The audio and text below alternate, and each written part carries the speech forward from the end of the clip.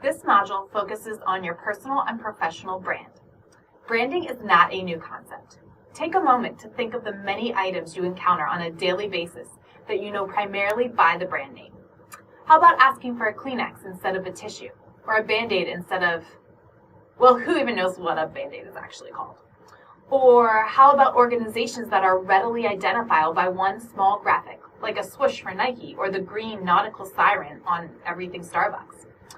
Or what about popular taglines like America runs on, you got it, Dunkin', or what's in your wallet for Capital One?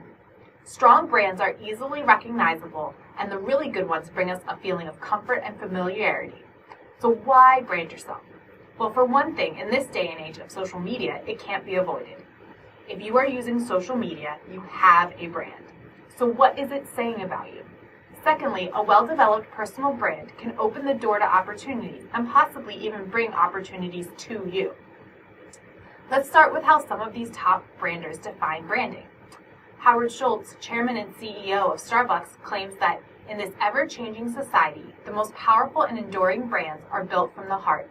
They are real and sustainable. Their foundations are stronger because they are built with the strength of the human spirit, not an ad campaign. The companies that are lasting are those that are authentic. Another top brander, Jeff Bezos, the founder of Amazon, said, "Your brand is what people say about you when you are not in the room." What do you hope people are saying about you? Is it the same as what you think they are actually saying? Is it negative? Debbie constantly complains about her coworkers, or Devin posts incessantly about his new diet. Or is it positive? Jenny is so upbeat. John is always good at coming up with quick, practical solutions. Jane knows a lot about the best ways to obtain funding for a startup. The beginning of your brand starts with self-assessment. Identify your talents, values, passion, mission. Consider your experiences and accomplishments. If you're having trouble coming up with ideas, ask some of your close friends or family members. After you put together your list of positive attributes, boil it down to a single word, a couple words, or a phrase that defines you, that sets you apart from others. Then use that word, words, or phrase to build your brand, and also make sure to use it as your LinkedIn tagline. Once you have nailed down your brand, you want to make sure that you provide evidence to support that brand and build brand awareness. You're going to need to engage in activities relevant to your brand. This may be as simple as posting articles or joining groups on LinkedIn or attending a lecture series. Finally, don't forget to promote your brand. This may seem like an unusual concept, but your resume and cover letter are representative of your brand, along with your digital presence on social media sites, LinkedIn, Facebook, Instagram, Twitter, Snapchat. Depending on your industry of professional interest, it could also be helpful to create a paper or digital portfolio of your work and/or create a blog or personal website. Consider filming a short video introduction of yourself. Also keep in mind that your wardrobe and your communication skills, both written and verbal, display your brand.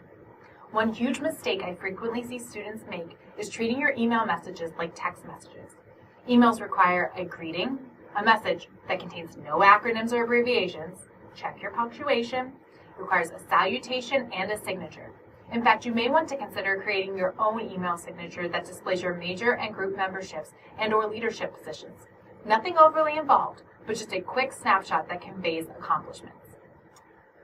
Now let's look at your digital brand. Think about your social media profile. Would you hire yourself? Would you feel embarrassed if a current or future employer saw your Instagram? The research out there says that 55% of recruiters have changed their mind about a candidate based on what they saw on social media. 16% of people surveyed said they lost out on getting a job due to social media. Now, it's probably a lot higher than that because individuals don't always know that their social media is the reason they lost that opportunity. But it doesn't just stop at the initial interview phase. 21% of people reported that they were fired from a job because of something they posted. You really need to be paying attention to what you are posting and what your friends are posting about you, regardless of the platform. I like to use what I call the grandma test. My grandmother is a sweet, elderly woman with bright red hair, but she is also very conservative, and before I post anything on social media, I think to myself, would Mama be upset if she saw this post? And you may think that this is a bit ridiculous, but senior citizens are actually the fastest growing population on certain social media platforms like Twitter. And just a couple of months ago, my grandmother asked me how to see pictures on the Facebook. Those are my words of caution. Take advantage of privacy settings and regularly Google yourself to see what information is popping up about you. As much as you have to be careful about your brand on social media can also be a powerful way to promote your brand and get noticed in a positive way. LinkedIn will most likely be your best resource for advancing your professional brand. So make sure that you have a professional headshot as your photo. Remember to plug your brand statement in as your tagline. That's the first thing people see when they do searches, other than your picture and name. The tagline can make or break you. Will they or won't they click to see the rest of your profile? Make sure you have an engaging, succinct summary and that your profile is as complete as possible. This includes not just where you worked, but your responsibilities at each position, your education, skills, honors, and volunteer experiences. And now you can even upload work samples to your LinkedIn profile. Make connections, join relevant groups, and follow employers you are interested in working for. You can find alumni from UD that are entrepreneurs or working in your industry of interest. So it really is the gateway to your professional goals. However, do not neglect your other social media platforms. While your Instagram or Facebook or Twitter may have more of a personal flair, you can still use them to amplify your brand. Take advantage of the short bio section on each platform. If you looked across my social media platforms, all of my bios are a variation of my LinkedIn tagline. My LinkedIn tagline is Strategic Communication Specialist with a Social Media Mindset and Counseling Expertise. My Twitter bio then says, a strategic social media base mixed with a blend of personal branding and marketing advice topped with a counseling twist.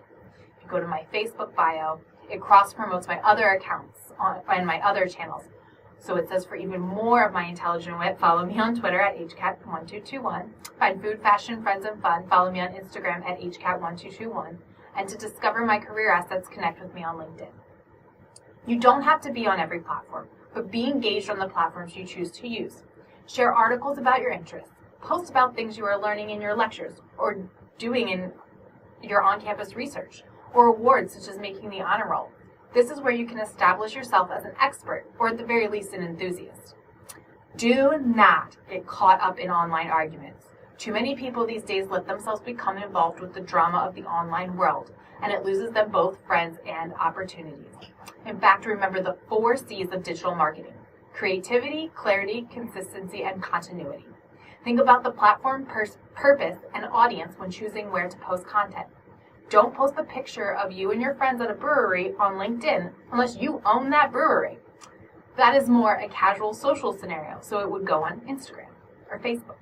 Whereas your blog post about developing the business plan for your startup may be a little too involved for Twitter, but would be widely popular on LinkedIn where the audience is more professionally minded. Also, don't forget to be responsive. If someone reaches out to you, be sure to follow up in a professional and timely manner.